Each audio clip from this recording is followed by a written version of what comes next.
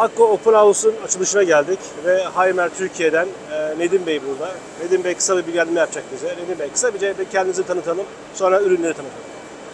Merhaba dostlar, Hymer Open House'a hoş geldiniz. Biz de burada stand olarak Almanya'da üretilen yüksek teknolojiyi tanıtmak için bulunuyoruz. Burada bizim bazı tutucularımız var. Bu tutucular ağırlıklı şirin tutuculardır, ısıtmalı tutucular. Burada salgı binde 3 civarındadır. Her bağladığımız uzatmada, her bağladığımız çapta 3 mikron salgı içinde kalıyoruz.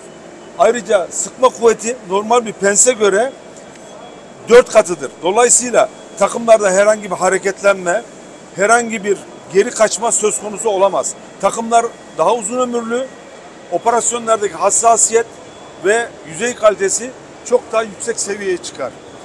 Bütün tutucularımız %100 balansa alınmıştır.